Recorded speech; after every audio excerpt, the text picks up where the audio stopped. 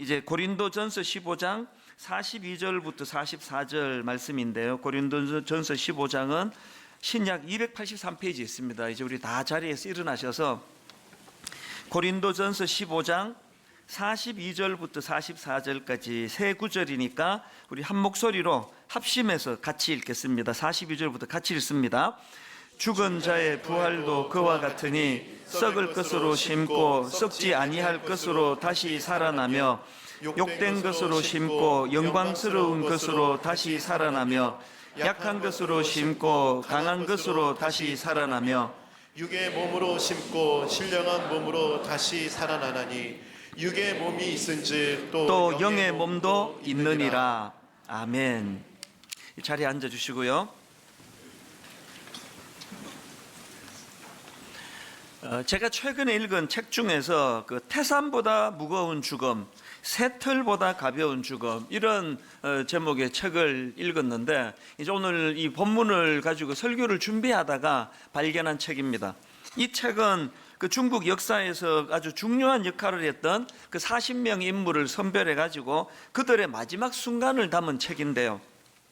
저는 이 책에서 그 사마천이 남긴 명언 하나가 굉장히 의미 있게 와닿았습니다. 내용 한번 들어보십시오.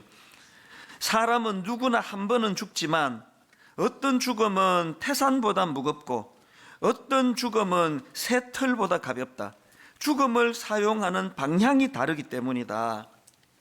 아마 이 그 책 제목을 이제 여기서 따오지 않았나 싶은데요. 어떤 죽음은 태산보다 무겁고 어떤 죽음은 새털보다 가볍다. 이게 참 마음에 와닿아서 이것 가지고 이제 쭉 음미를 하다가 저도 이제 문장 하나를 만들어 봤습니다. 죽음에 대한 이해가 그 사람의 삶을 결정한다. 어디서 많이 들어본 것 같기도 한데 그냥 제가 한번 이렇게 만들어 봤습니다. 죽음에 대한 이해가 그 사람의 삶을 결정한다. 그래서 제가 이걸 가지고 어제 쭉 계속 묵상을 하는데 갈수록 이 한마디가 담고 있는 의미가 아주 무겁게 다가오는 걸 느꼈습니다. 죽음에 대한 이해가 그 사람의 삶을 결정한다. 그 중국의 진시황이 바로 그 케이스 아닙니까? 진시황은 39살에 천하를 통일한 인물입니다. 대단한 사람입니다. 그런데 이렇게 대단한 진시황이었지만 그는 그 죽음을 두려워한 나머지 전 세계로 사신을 보내가지고 먹으면 늙지 않는다는 그 전설의 그 불로초를 찾도록 했는데 그렇게 노력하고 몸부림쳤는데 진시황이 몇 살에 죽었는지 다 아시죠? 50살에 죽었습니다. 그렇게 그냥 비참하게 죽는 것이 문제가 아니고요. 그 진시황의 그 허황된 그리고 죽음의 공포를 떨치지 못하는 그 일들로 말미암아 후대가 얼마나 고생합니까? 그 책에도 보면은 그런 내용이 좀 나오는데요. 그 진시황의 죽음 이후로 15년 만에 자기가 이룬 통일 제국이 무너지는데 이 진시황의 잘못된 태도가 큰 원인을 제공했다. 그렇게들 분석하는 거 아닙니까? 이 죽음에 집착하는 진시황을 보면서 이 죽음에 대한 이해가 그 사람의 삶을 결정한다. 이게 어제 참 마음에 계속 와닿았었습니다. 이건 진시황뿐 아닙니다. 이 죽음에 대한 잘못된 이해가 오늘 우리 현대인들에게 엄청난 부작용을 가져다 주는데요. 그 중에 대표적인 사례가 쾌락주의예요. 죽으면 끝인데 살아있을 때 즐겨야지. 이 쾌락주의입니다.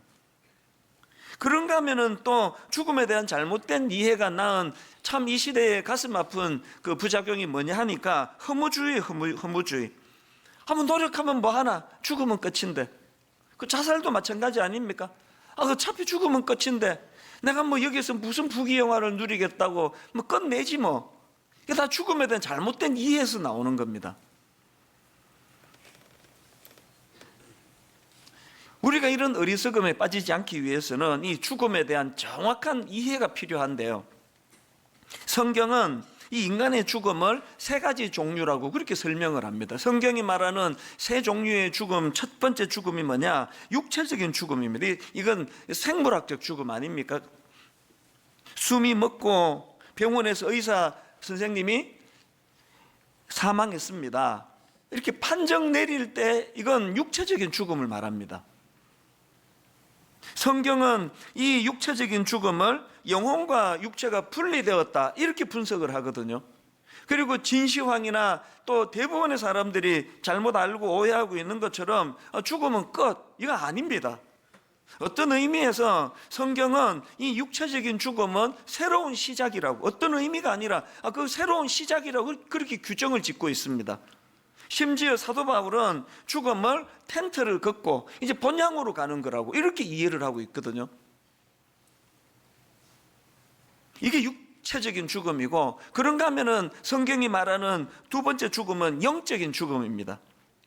그 덴버 신학교에서 조직 신학을 가르치시는 정성우 교수님 글에서 이게 잘 설명이 돼서 제가 몇 구절 읽어드리려고 합니다.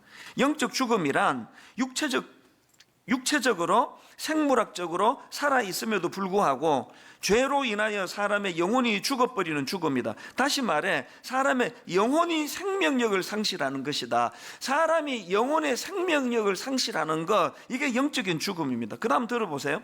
죽은 영혼을 가진 그 사람은 하나님과의 관계가 깨어진 상태로 살아간다. 하나님과 영적으로 분리된 상태에서 생물학적, 육신적으로만 살아있을 뿐이다. 이 영적인 죽음의 상태가 어떤 건지 아시겠죠? 즉 육체는 살아서 숨은 쉬고 있는데 영혼이 죽었기 때문에 하나님과의 관계가 깨진 상태, 이게 영적인 죽음입니다. 에베소서 2장 1절에 너희의 허물과 죄로 죽었던 너희를 살리셨도다. 5절에 허물로 죽은 우리를 그리스도와 함께 살리셨고, 이걸 본 어게인이라고 그러는데요, 이해를 못하는 겁니다. 아니 내가 죽은 적이 없는데 무슨 다시 살리셨다고 그러느냐. 이 영적인 죽음을 이해를 못하기 때문에 그런 거거든요. 그래서 이 영적인 죽음의 상태가 어떤 상태입니까? 하나님은 알지 못하는 상태예요. 하나님은 느끼지 못하는 상태예요. 이게 영적인 죽음의 상태입니다. 그러면 본 어게인, 십자가로 말미암아 영혼이 살아난, 영적으로 살아난 사람의 상태는 어떤 상태일까요? 하나님은 아는 거예요. 하나님은 느끼는 겁니다. 막 공기가 막 이렇게 흔들어서 바람을 일으키면 이러면 시원한데 뭐 설명할 길이 없습니다. 누가 공기가 바람이 지나간 거를 한번 내 눈으로 보여주면 내가 믿겠다. 그 설명할 길이 없어요. 그 영혼이 살아난 사람의 상태, 저는 요즘에 성탄절을 기다리면서 요즘에 유난히 마음에 기쁨이 넘치는 게요, 그 홈페이지 들어갈 때마다 마음에 감동이 있고 요즘 들리는 이야기들이 너무 마음이 좋습니다. 우리가 12월 달 들어가면서 이 오신 예수 그리스도 성탄절을 기다리면서 요한복음을 필사, 그렇게 노트에다가 쓰는 운동을 벌이자 그랬더니 요새 이제 그 열매가 나타나기 시작하는데요, 어떤 분이 홈페이지 이런 글을 올렸더라고요. 요한복음 필사를 조금 전에 끝냈습니다. 12월 1일부터 매일 한 장씩 쓰기 시작했고, 오늘은 새벽에 잠이 깨서 뒤척이다가 안 되겠다 해서 3시 30분에 일어나서 요한복음 21장까지 필사를 끝냈습니다. 그냥 읽을 때는 보이지 않던 성경 구절들이 입체적으로 다가오는 것 같았습니다. 아주 천천히 걸을 수 있어서 고마운 시간이었죠. 그리고 그 다음 한번 의미 부여를 한번 들어보십시오. 12월 약속도 많고 연말에 이런저런 일로 어수선한 저를 20일 동안 꼭 붙들어 주셨네요. 12월 약속도 많고 연말에 이런저런 일로 어수선한 저를 20일 동안 꼭 붙들어 주셨네요. 여러분 그 소설을 베끼는데 누군가가 꼭 붙들어 주는 경험 해본 적 있으세요? 없습니다. 그 소설은 재밌으라고 읽는 거지 누가 붙들어 주기 때문에 읽는 거 아니거든요. 근데 이분이 그 필사의 의미를 천천히 걸을 수 있어서 고마운 시간이었는데, 특별히 연말에 이런저런 일로 어수선한 상태에 있는데 그 20일 동안 필사를 하는 동안에 하나님이 자기를 꼭 붙들어 주셨네요. 그래서 이제 그 다음에 오늘부터 이제 드라마 바이블로 다시 요한복음을 듣고 읽으며 또 다른 감격을 기대합니다. 또 그런가 하면은 게시판에 이런 글도 올라와 있더라고요.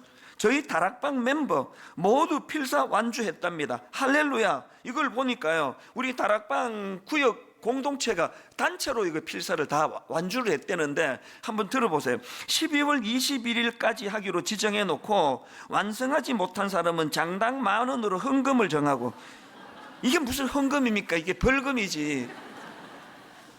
완성한 12월 20일까지로 지정해 놓고 완성하지 못한 사람은 장당 10,000원으로 헌금 정하고, 장당 10,000원으로 헌금 정한 걸 가지고 이 모이는 돈은 이웃 돕기 하려고 했는데 이런 벌금이 없네요. 다 섣버렸다는 겁니다. 아니 이거 뭐 베끼는 게 뭐가 대단하다고 장당 10,000원씩 뭐 벌금을 매긴다 그러고 또 거기에 또 그 호응하는 게 이상하잖아요. 뭐 안 쓴다고 10,000원 왜 내야 돼? 그런 말을 하지 않고 모두가 다 이거를 다 썼다. 이게 뭘 이야기합니까? 지난주 설교 시간에 했던 말씀 그대로 아닙니까? 교회 공동체는 나음을 추구하는 공동체가 아니라 다름을 추구하는 거예요.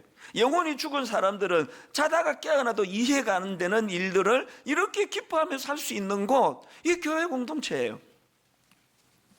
이게 영적으로 살아난 사람들의 모습이고요. 그 다음에 세 번째로 성경이 말하는 죽음은 영원한 죽음입니다. 요한계시록 20장 14절에 보니까 사망과 음부도 불못에 던져지니 이것은 둘째 사망 곧 불못이라. 누구든지 생명책에 기록되지 못한 자는 불못에 던져지리라. 영원한 죽음이 뭡니까? 예수님께서 재림하실 때 죄인이 부활한 후에 영원한 불못, 다시 말해서 지옥에 던져지는 죽음이 영원한 죽음입니다. 가장 무섭고 가장 두려운 죽음이에요. 진시황이 두려워해야 되는 죽음은 육체적인 죽음이 아닙니다. 그런데 여러분 여기서 기억해야 되는 건요, 이 영원한 죽음이란 거는 한마디로 말하면 하나님과의 영원한 분리를 의미하는 겁니다. 뭐 지옥이 막 뜨거워서 뭐 이런 것들은 그 낮은 단계로 생각하는 거고요, 지옥이 우리에게 정말 가혹한 거는 하나님과의 영원한 분리라는 거예요. 몇 주 전에 제가 저희 어머니 그 돌아가실 뻔했던 사례를 한번 말씀드리지 않았습니까? 그 설교를 듣고는 미국의 저희 누나가, 이 현장을 지켰던 누나가 저한테 이제 글을 보내왔는데요, 내용을 한번 들어보세요. 엄마 폐혈증과 심장마비로 의사가 희망이 없다고 할 때 엄마 말씀이 나는 오늘 밤 천국 간다, 주님 만날 생각에 너무 기쁘다 하시고는 찬송가 493장 하늘 가는 밝은 길이 내 앞에 있으니 이 찬양을 비롯해서 이번 실 복도가 떠나가도록 찬송, 기쁨, 흥분 점점점, 그리고는 그 다음 날 병이 싹 다 나아뿌어. 참고로 이거 사투리입니다. 폐혈증과 심장마비로 이제 의사가 희망이 없다라는 걸 진단을 듣게 되고, 그렇게 진단받은 날 어머니께서 나는 오늘 밤 천국 간다, 주님 만날 생각이 너무 기쁘다, 막 복도가 떠나가도록 하늘 가는 밝은 길이 내 앞에 있으니 막 이런 찬양을 부른 것도 이해가 됩니까? 우리는 진시황이 더 이해가 되는 입장이에요. 나도 돈 있으면 불로초 구하겠다, 대부분의 사람이 그렇게 말할 그 두려운 죽음을 저희 어머니는, 그리고 또 그 다음날 병이 싹 나아뿌어. 그래서 이제 그 다음날 아침에 의사가 와가지고, 의사가 이상하다, 미국 의사가 이상하다 그렇게 하고, 그게 지금 3년 반 4년 가까이 전에 이야기 아닙니까? 내년에 이제 일주일만 있으면 제 어머니 96세가 되시거든요. 이게 92세 때 일어난 일이에요. 젊은 사람에게도 폐혈증이 오면은, 그리고 의사가 이거 죽는다 이야기했는데 그 선고를 받고 복도가 떠나가도록 그 찬양을 부를 수 있는 건 진시황하고 황제하고 딱 하나의 차이예요. 성경이 말하는 죽음의 이해를 정확하게 알고 있었기 때문이거든요. 그 영혼과 육신이 분리되는 거예요. 저희 어머니뿐만 아닙니다. 제 윗대 어른들에게 늘 이런 소망이 있었습니다. 아침에 제가 이 찬송가 492장, 잠시 세상에 내가 살면서 항상 찬송 부르다가 날이 저물어 오라 하시면 영광 중에 나가리. 막 어른들이 이거 그 해병대 박수 아시죠? 그 할머니들이 막 이렇게 박수를 치면서 저 찬양을 또 부르고 부르셨던 모습이 잊혀지지가 않아요.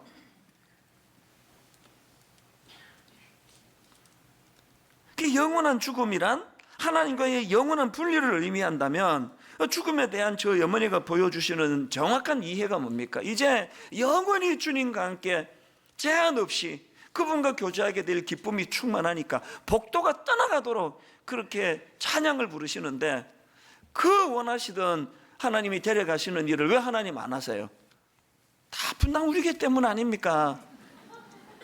아들 담임 목사로 있는 이 교회에 어쨌든 아직도 중보 기도가 남아있기 때문에 그렇게 하나님께서 우리 어머니 너무 불편하신데, 그 이 땅은 누리고 즐기는 곳이 아니라 그 사명을 행하는 곳이라는 거. 그 따라서 또 사신 걸 지금 너무너무 기쁘게 또 살아가시는 거 아닙니까? 살아도 감사하고 죽어도 감사하고 죽으면 더 감사하고. 이게 딱 사도 바울이에요. 사도 바울. 내가 빌립보서에 보면은 내가 지금 바로 죽어 하나님 곁에 가는 게 내겐 유익하지만 너희들을 위해서 내가 더 살기로 했다. 그 사는 게 더 좋겠다. 이게 여러분 정확한 죽음관을 가지고 있는 사도 바울을 위시한 믿는 사람들의 모습이라는 거 아닙니까? 이게 오늘 다루게 될 몸이 다시 사는 것과 이 부활에 대한 신앙 고백인데요. 근데 여기서 한 가지 점검할 게 있습니다. 그 부활에 대한 신앙을 고백하는데 왜 하필 몸이 다시 사는 것과, 그냥 다시 사는 것과, 여러분 답 포괄인데 왜 몸이 다시 사는 것과 할까요? 사도신경 고백하면서 이런 질문 가져본 적 있습니까? 그냥 다시 사는 것과 다 들어가는데 왜 몸이 다시 사는 걸 강조했을까? 이게 두 가지 큰 의미가 있는데요. 그거는요, 이 고백을 통해서 영혼만이 천국에 가는 게 아님을 강조하기 위해서입니다. 그런가 하면 두 번째로 더 중요한데요, 인간은 영혼뿐만 아니라 몸도 중요하다는 사실을 강조하기 위한 겁니다. 이게 무슨 말인가 하면요, 최근에 나온 책 중에서 그 내 몸을 사랑하라, 그 낸시 피엇이라는 분이 쓴 책인데요, 이 책의 핵심 포인트가 진짜 중요합니다. 내 몸을 사랑하라, 이 책이 강조하고 싶은 게 뭐냐면, 기독교는 인간의 영혼과 몸을 구분하지만 분리할 수 없고, 이게 굉장히 중요한 전제입니다. 우리 영혼과 몸은 분리할 수 없습니다. 그런가 하면은 영혼과 몸이 똑같이 다 중요하다는 겁니다. 이게 뭘 강조하는가 하면은요, 지금 이 세상은요, 인간의 영혼과 몸을 구분하고 분리하는 이원론이 지금 득세를 하고 있고요. 그리고 이렇게 인간의 영혼과 몸을 구분하고 분리하면서 영혼은 소중한 그 무엇으로 인식을 하면서 인간의 몸은 상대적으로 경시하는 경향으로 흐르는 거, 이게 아주 잘못됐다는 걸 이 책에서 지금 강조하는 겁니다. 이런 이원론적인 생각에서부터 성적 타락이 나오고 낙태가 나오고 지금 한창 이슈가 되고 있는 이 동성애 문제 등이 심화된다고 그 책은 주장을 하거든요. 예를 들면은 이 인간의 몸을 경시하는 이 세상의 현실을 그 책에서 쭉 설명을 하면서 셀미스라는 사람의 말을 인용을 하는데 들어보세요. 당신 몸은 당신이 아니라 진짜 당신을 통제하는 껍데기나 매력적인 로봇에 불과하다. 무슨 말인지 아시겠죠? 영혼이 너무나 소중하고 이까지 몸은 영혼을 감싸는 껍데기에 불과하다. 몸은 별로 이거 경시하는, 이걸 지금 설명하는데 이게 왜 위험한 생각입니까? 남편이 바람을 피워요. 너무 당당해요. 죄책감이 없습니다. 이렇게 말합니다. 난 여전히 당신의 영혼을 사랑해. 이 영혼이 너무나 소중한데 나는 어떤 여자에게도 내 영혼을 나는 팔아본 적이 없어. 난 당신의 영혼을 사랑해. 그러나 이까지 몸이 영혼이 안 딸려 있는데, 나는 술집 여자랑 성관계도 갖고 그렇게 하지만 이거 아무것도 아니야. 이런 생각을 가지고 있는 이 이원론이 진짜 위험한 생각이라는 겁니다. 심지어는 그 책에 보면은 알프레드 킨제, 여러분도 아시는 인물인데요, 그 사람에 대한 내용이 나오는데 들어보세요. 킨제이는 다윈의 물질주의에 심취해서 환원주의 용어로 인간 동물이라고 언급했다. 그는 동물들 사이에서 볼 수 있는 모든 행동이 인간에게도 규범적이라고 생각했다. 예를 들어 그는 어떤 포유동물은 수컷끼리 심지어 다른 종과 성접촉을 하는 모습을 관찰할 수 있다고 주장했다. 따라서 동성애와 수간은 보통의 포유동물에게서 볼 수 있고 인간에게도 허용할 수 있다고 결론 짓는다. 몸을 경시하다가 보니까 사람이 짐승하고도 관계가 지면 어떠냐고, 상관없다고. 이게 이원론이 가지는 무서운 거예요. 저는요, 제 아내에게 한 번도 이렇게 고백해 본 적이 없습니다. 난 당신의 영혼을 사랑해. 이런 이상한 고백을 왜 합니까? 내 아내 자체를 사랑하는 거기에는 영혼과 몸이 구분이 되지 않습니다. 전인격적으로 그 존재를 사랑하거든요. 내 아내의 몸도 내가 사랑하는 거지.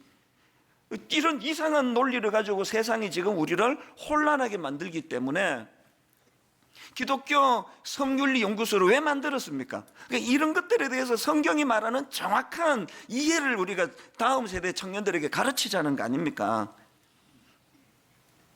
시편 63편 1절에 보니까 내 영혼이 주를 갈망하며, 그 다음 보세요, 내 육체가 주를 앙모하나이다. 잠언 4장 21절, 그것을 내 눈에서 떠나게 하지 말며 내 마음속에 지키라. 그것은 얻는 자에게 생명이 되며 그의 온 육체의 건강이 됨이니라. 영혼과 육체가 다 같이 소중하다는 걸 성경 곳곳에서 피력하고 있다는 것입니다. 지난 목요일 날 이제 우리 교회에서 시작한 기독교 성윤리 연구소 이 첫 번째 행사예요. 바로 이 책, 내 몸을 사랑하라는 이 책 북토크 행사를 가졌는데요. 두 분의 강사가 오셨는데 강의 진짜 좋았습니다. 이 북토크가 보통 좀 지루하기 쉬운데 이번에 너무 좋았습니다. 내가 두 가지 부탁을 하는데요. 할 수 있으면 뭐 이 책이 조금 어렵기는 해요. 그래도 이 책을 좀 구입해서 보시면 좋겠습니다. 그리고 책 구입할 여건이 안 되시면은 꼭 우리 교회 홈페이지 오셔가지고 기독교 성윤리 연구소 그 사이트에서 이 강의 한 거 한번 들어보시면 굉장히 많은 도움을 받을 거라고 저는 생각합니다. 어쨌든 이것이 이제 몸이 다시 사는 것과 이렇게 고백하는 의미고요. 그런가 하면 이제 맨 마지막 고백이 뭡니까? 영원히 사는 것을 믿사옵나이다. 여기에서도요 반드시 짚고 넘어가야 될 포인트가 하나 있습니다. 자꾸 우리는 영원히 사는 것을 그 시간적인 개념으로만 생각하기 쉬운데 자칫 잘못하다가는 그 진시황 계열로 갈 위험이 있습니다. 여기서 말하는 영원히 사는 것의 의미는요, 안 죽고 오래 산다는 데 포인트가 있는 게 아니고 하나님과 더불어 살아가는 것에 강조점이 있는 표현이에요. 제가 이게 무슨 말인지 설명을 해드릴게요. 창세기 5장에 보면은 그 인간들의 삶의 패턴이 비슷한 패턴이 쭉 열거되는 내용이 창세기 5장에 나오는데요. 제가 한두 가지 샘플만 읽어드릴게요. 자, 6절에 한번 보면은요, 5장 6절, 셋은 105세에 에노스를 낳았고 에노스를 낳은 후 807년을 지내며 자녀들을 낳았으며 그는 912세를 살고 죽었더라. 이 패턴, 낳았고 낳았으며 죽었더라. 이 패턴이 바로 그 다음 9절에도 나옵니다. 9절, 에노스는 90세에 게난을 낳았고 게난을 낳은 후 815년을 지내며 자녀들을 낳았으며 그는 905세를 살고 죽었더라. 이 같은 패턴이에요. 낳고 낳았으며 죽었더라. 이게 인간의 그 군상의 흐름을 쭉 이렇게 반복하면 열교를 하는데 이 패턴이 에녹에 와서 이게 달라집니다. 자, 21절에 에녹이 나오는데요. 에녹은 65세에 무두셀라를 낳았고, 이 같은 패턴이죠. 무두셀라를 낳은 후 300년을 하나님과 동행하며 자녀들을 낳았으면 이 같은 패턴이죠. 그런데 23절, 그는 365세를 살았더라예요. 낳았고 낳았으며 죽었더라. 낳았고 낳았으며 죽었더라의 패턴인데 에녹에 와서는 이 땅의 모습은 같잖아요. 낳았고 낳았으며 살았더라. 이게 그 23절인데 바로 그 다음 24절에 보니까 에녹이 하나님과 동행하더니 하나님이 그를 데려가심으로 세상에 있지 아니하였. 이 패턴을 아시겠죠? 낳고 낳았으며 죽었더라의 패턴을 깨뜨리고 낳고 낳았으며 살았더라로 바뀐 에녹의 특징은 딱 하나예요. 에녹이 하나님과 동행하였음입니다. 제가 앞에서 말씀드렸잖아요. 가장 무서운 그 진시황이 두려워해야 될 죽음이 영원한 죽음인데, 영원한 죽음의 특징이 뭐라 그랬습니까? 영원한 죽음은 하나님과의 영원한 분리를 말하는 거예요. 이게 가장 두려운 거예요. 여기에 반해서 우리가 사도신경을 고백할 때마다 가슴이 벅차져야 되는 게 뭡니까? 몸이 다시 사는 것과 영원히 사는 것이 믿사옵나이다. 나도 이제 불로축 구했어, 이 고백이 아니에요. 영원히 사는 것이 믿사옵나이다. 이 고백 안에는 너무나 하나님과의 영원한 교제의 기쁨, 하나님과 더불어 살아가는 동행의 기쁨, 이 감격이 담겨져 있는 거거든요. 그래서 저는 오늘 이 사도신경의 몸이 다시 사는 것과 영원히 사는 것을 믿사옵나이다, 이 고백과 관련해서 두 가지 적용을 같이 좀 나누기로 원하는데요. 첫 번째 적용이 뭐냐? 이 몸이 다시 사는 것과 영원히 사는 것을 믿사옵나이다라는 이 신앙 고백을 하는 사람들은 새 하늘과 새 땅을 사모하며 살아야 돼요. 발은 이 땅에 딛고 살아가지만 늘 새 하늘과 새 땅을 사모하며 살아가기. 요한계시록 21장 1절입니다. 또 내가 새 하늘과 새 땅을 보니 처음 하늘과 처음 땅이 없어졌고 바다도 다시 있지 않더라. 3절 4절 내가 들으니 보좌에서 큰 음성이 나서 이르되 보라 하나님의 장막이 사람들과 함께 있음에 하나님이 그들과 함께 계시리니 그들은 하나님의 백성이 되고 하나님은 친히 그들과 함께 계셔서, 그 다음 보세요, 모든 눈물을 그 눈에서 닦아주시니, 모든 눈물을 그 눈에서 닦아주시니 다시는 사망이 없고 애통하는 것이나 곡하는 것이나 아픈 것이 다시 있지 아니하리니 처음 것들이 다 지나갔음이로라.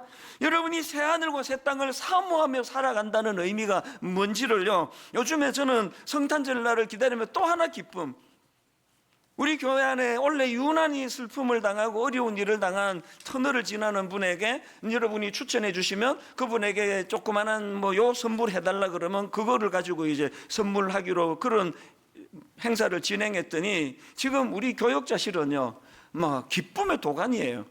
어떤 교구는요 한 40가정을 가야 돼, 이 선물 전달을. 그러니까 이게 연말에 너무 바쁜데 그거 목사님 혼자 하지 말고 그 순장님과 나누어서 하면 좋겠다 그런데 절대 양보 안 해요.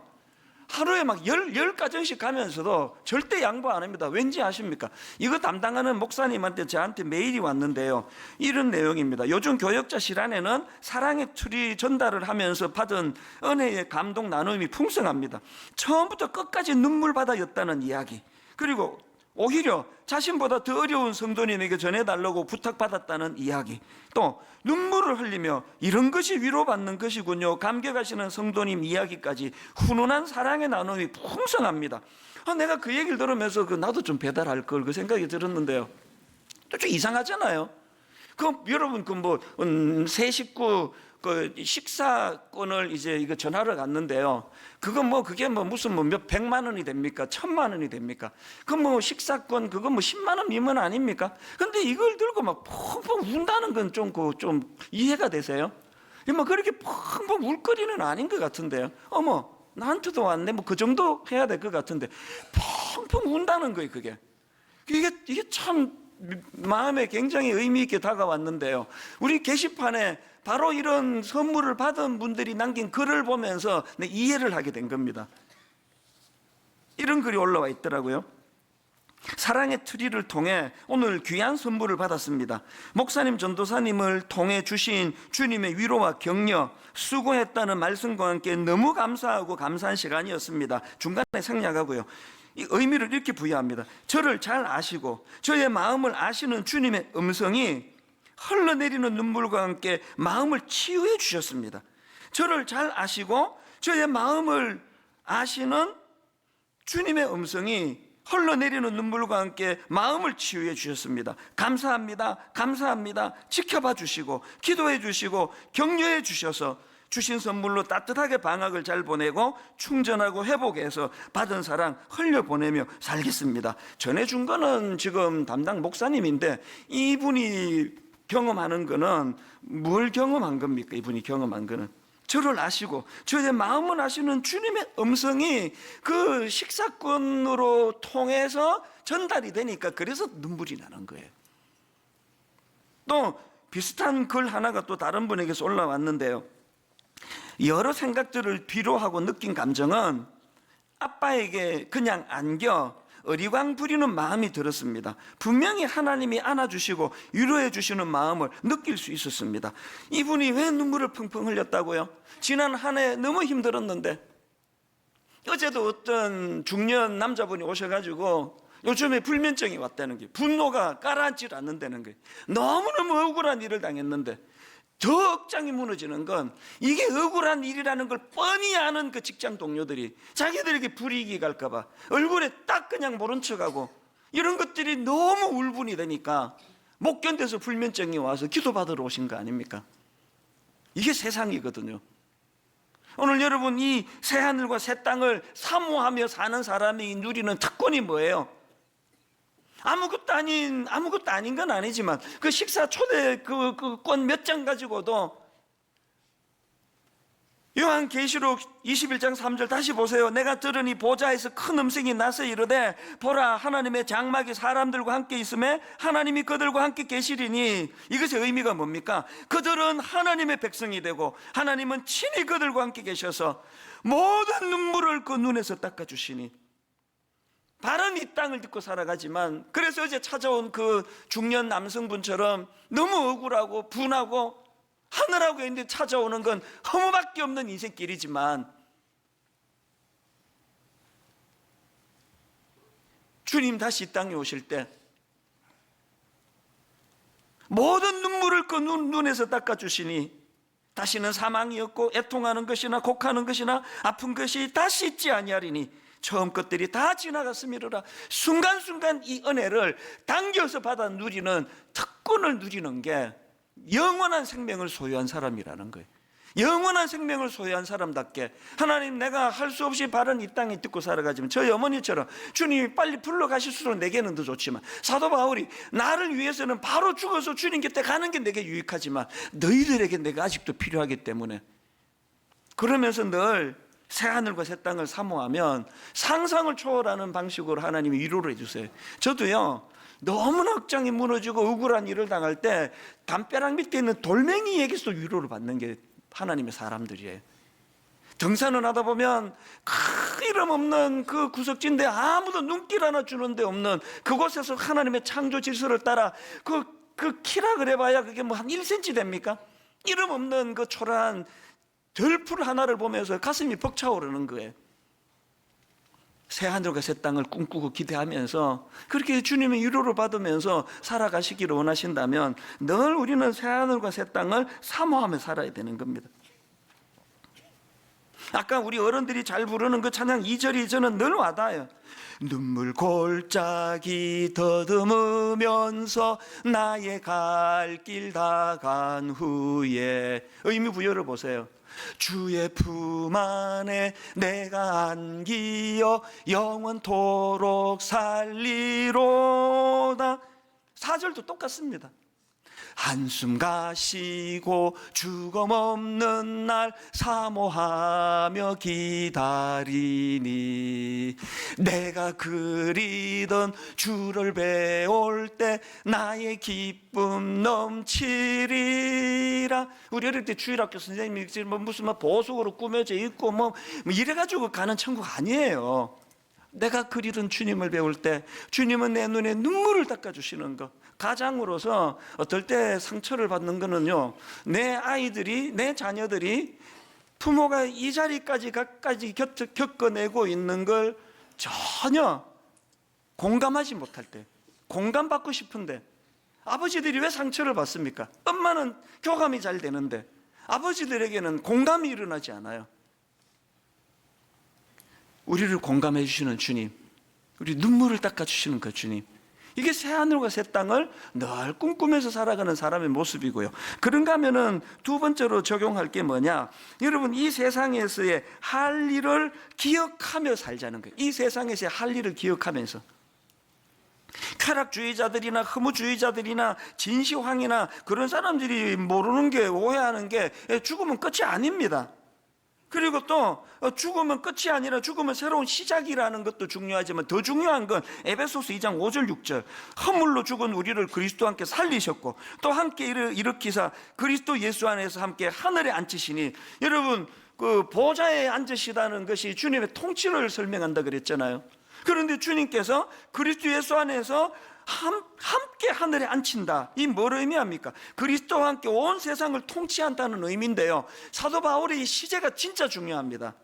이 6절에 나와 있는 앉히시니의 시제가요, 미래형이 아니고 부정과거형이에요. 부정과거형이 뭡니까? 지금 이게 뭘 의미하는가 하면은, 사도 바울은 우리가 그리스도와 함께 하늘에 앉게 된 것이 미래에 일어난 일로 본 게 아니고 이미 일어난 사건이라는 거예요. 아까 영혼의 죽음을 주님의 십자가로 말미암아 본 의개인 할 때, 이제 죽으면 다스리는 자리로 앉혀주시는 게 아니라 이미 이 세상은요 누리고 즐기는 데 아닙니다. 이 세상은 하나님의 사명을 이루기 위하여 그분과 더불어 동력자가 되어 달려가는 곳이에요. 간혹 젊은 후배 목사님이 목회가 너무 힘들다고, 성도들은 우리를 너무 불신하고 목회를 너무너무 감당 어렵다고 그렇게 울먹울먹 찾아오는 경우가 있으면 그런 이야기를 해요. 어떡하겠니? 이 시대에 우리가 목사로 태어난 걸, 말만 하면 다 믿어주던 70년대에 우리가 태어나지 않고 기본적으로 목사를 불신하는 이 시대의 목사가 된 거 어떡하겠니? 그러나 하나님이 너 영원히 이렇게 하라 하지 않고 잠깐 맡기신 거 아니냐, 잠시 잠깐 이 역할 끝나면 하나님이 불러가신다, 좀 더 참으면서 나아가자, 그런 이야기를 해요. 제가 아까 앞에서 언급했던 책이요, 태산보다 무거운 죽음, 새털보다 가벼운 죽음에서도 비슷한 내용이 많아서 제가 굉장히 감동을 했습니다. 새털처럼 가벼운 초라한 죽음이 되지 않기 위해서는 그 책이 강조하는 게 현실의 삶을 잘 살아야 된다는 거예요. 오늘 주제랑 너무 같은 거 아닙니까? 그 책에 이런 문장이 있습니다. 죽음에 저항하지 말고 삶에 저항하라. 와, 너무 저는 이 메시지 하나가요, 죽음에 저항하지 말고 삶에 저항하라. 또 이런 표현도 있습니다. 삶이 죽음을 결정한다.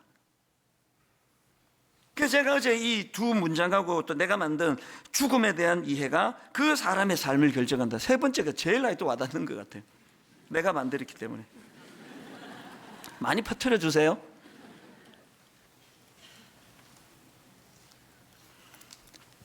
애들이 우리 어릴 때는 뭐 비디오 게임이 있습니까? TV가 있습니까? 막 겨울에 막 하여튼 막 해질 때까지 나가 놓은 거 아닙니까?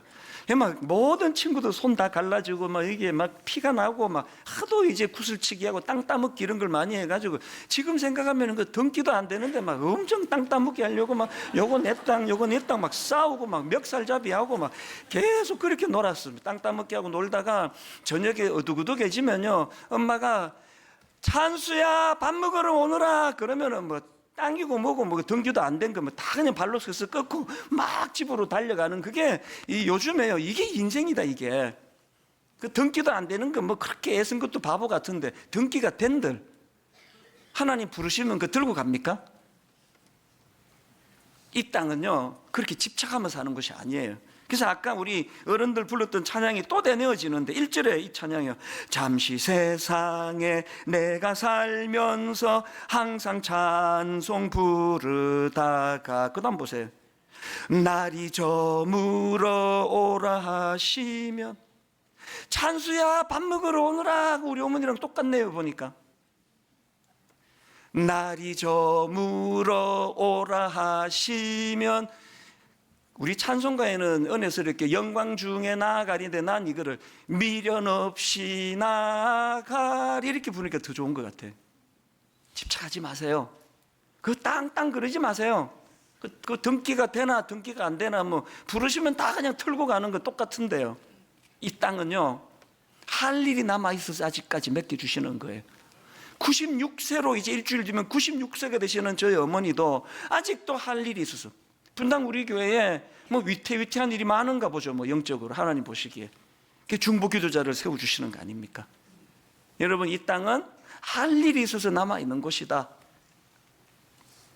결론을 이렇게 맺기를 원합니다. 저는요 매주일 저녁에 죽음을 연습합니다. 부활을 연습합니다. 무슨 말인가 하면은 내가 우리 젊은 교역자들에게 종종 이야기를 해요.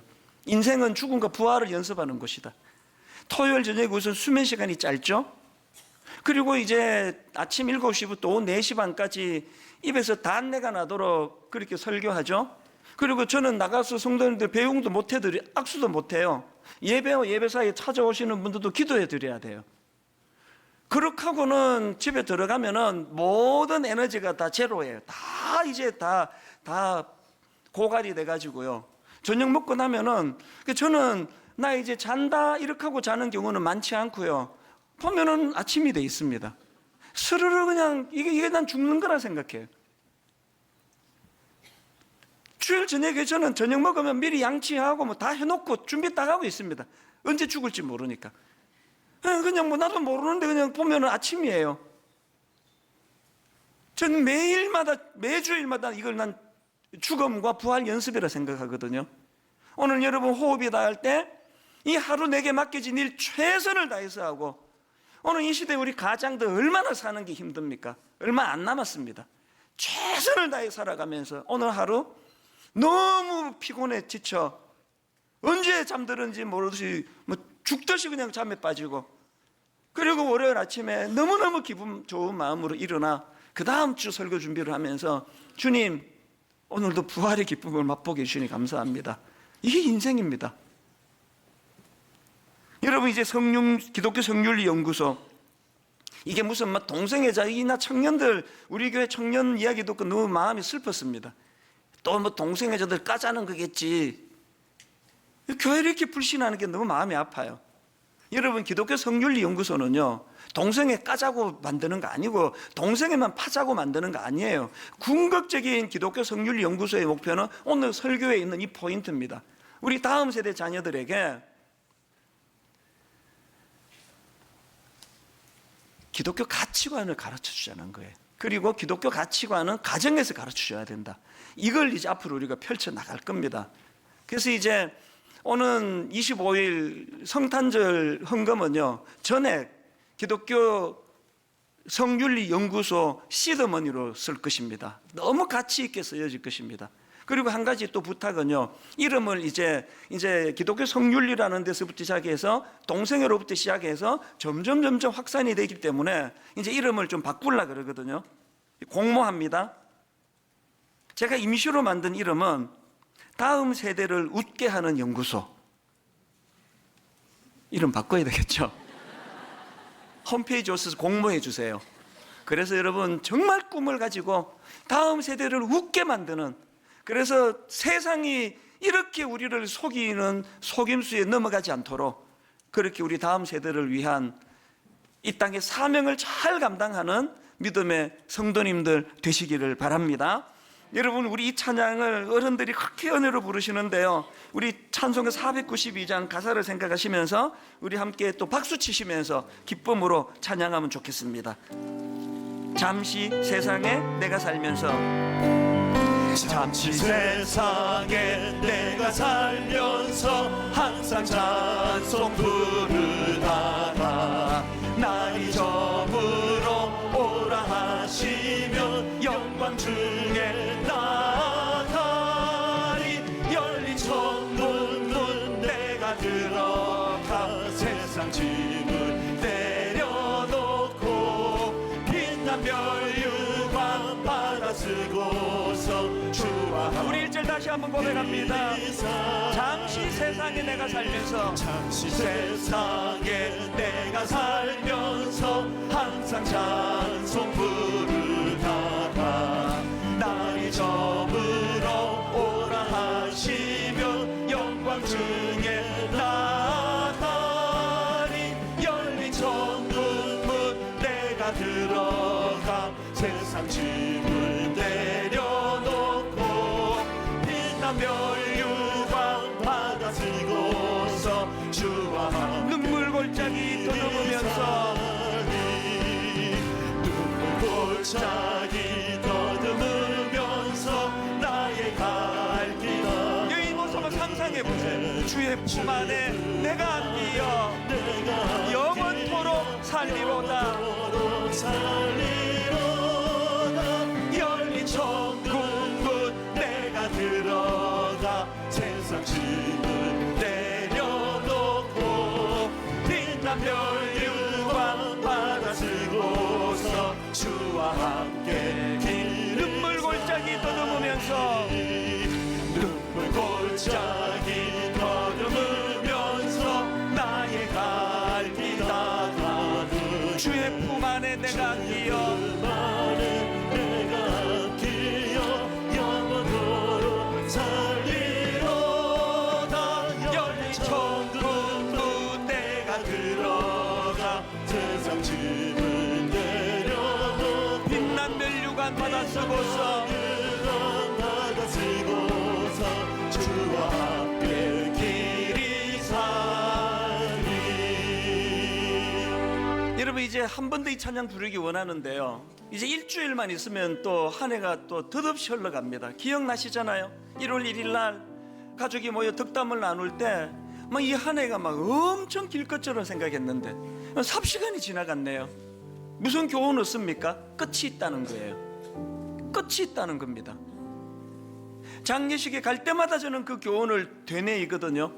인생이 끝이 있다는 걸 자각하셔야 돼요. 끝이 있습니다.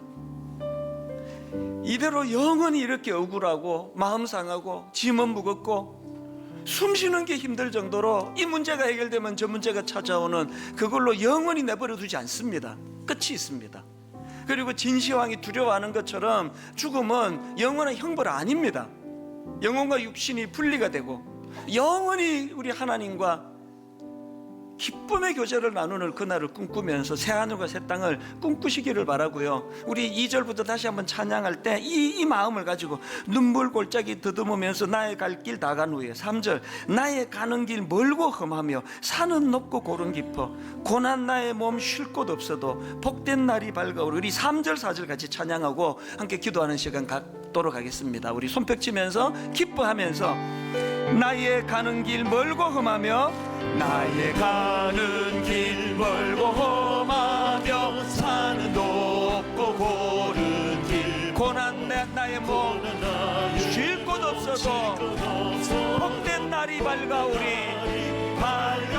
밝아오리 열린 천국문 내가 들어가 세상 짐을 내려놓고 빛난 별유광 받아 쓰고서 주와 함께 한숨 가시고 죽음 없는 날 한숨 가시고 죽음 없는 날 사모하며 기다리 내가 그리던 주를 배울 때 주를 배울 때 나의 기쁨 넘치리 열린 천국문 내가 들어가 세상 짐을 내려놓고 빛난 별유광 받아 쓰고서 우리 다 같이 자리에서 일어나 다시 한번 4절 한숨 가시고 죽음 없는 날 한숨 가시고 죽음 없는 날 사모하며 기다리 내가 그리던 주를 배울 때